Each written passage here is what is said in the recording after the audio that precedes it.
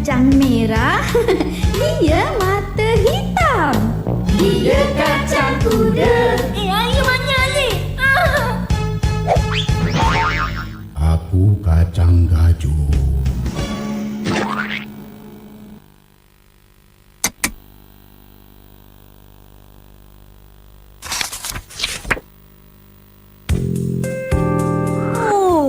Ada gambar ombak besar lah. Betul tu, betul. Mesti best kalau main luncur air kan? Yelah. Tapi kat mana tempat ni ha? Entahlah, aku mana tahu baca. Aku pun. Tapi apa hal pula ramai orang yang tergolek ni? Mau dengar leceh mi buat apa pula tu? Oi, ni tak ada jadi ni. Ni kena ambil tahu ni. Oi, baca apa ni? Ha? Baca apa? Tengok gambar je lah. Tak tahu baca? Cik, koman betul lah. Itulah. Main je. Belajar, malas. Eleh, kau pun. Apa hal ni? Mau dengar leceh mi ni? Ingatkan membaca. Rupanya tengok gambar je. Buta huruf lah. Habis, kamu tu tahu baca ke? Memang ah. Bacalah. Aku nak tengok. Baca, Mat. Baca. Apa dah hal? Tengok. Apa ni? Apa ni? Tepi lah. Kalau tak erti baca, cakap. Apa ni? Berbelit-belit ni. Tahu baca ke tak? Nantilah aku nak baca lah ni. Uish. Kata pandai sangat. Dah kali surat khabar Inggeris dah. Mana faham? Baca apa tu? Oh, Dol. Eleh. Engkau pun tak tahu punyalah. Aku dah pandai baca lah. Ya, kalau rajin belajar, tentulah pandai. Pandai. Cubalah baca surat khabar ni. Okey.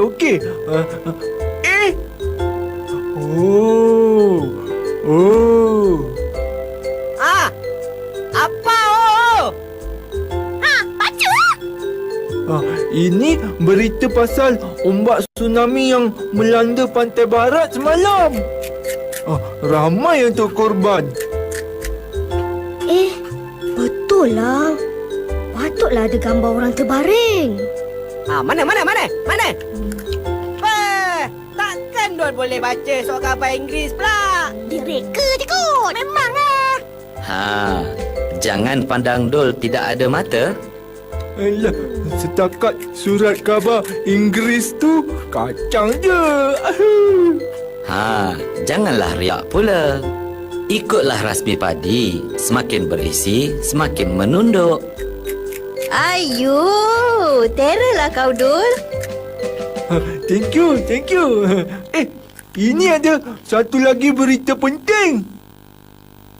Sudah. Jangan tipu lah. Dol mana pandai baca? Pergi mandi lagi bagus. Jom, Mat. Adios. Jangan. Tunggu. Biarlah.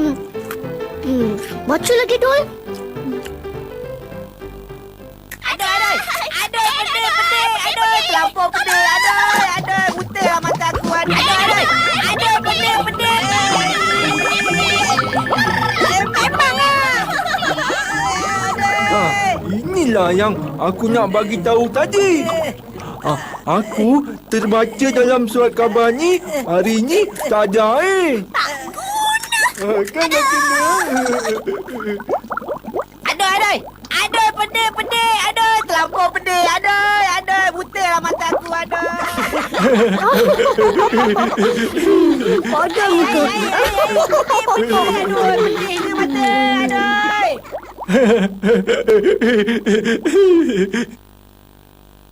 Moi, cuba tengok plastik keropok kau tu. Apa hal? Lah, ini dah luput tarikh ni. Alamak. Ya ke? Aduh. Perut aku rasa semacam lah. Aduh. Ayu, kenapa? Tepi. Nak terabur dah ni.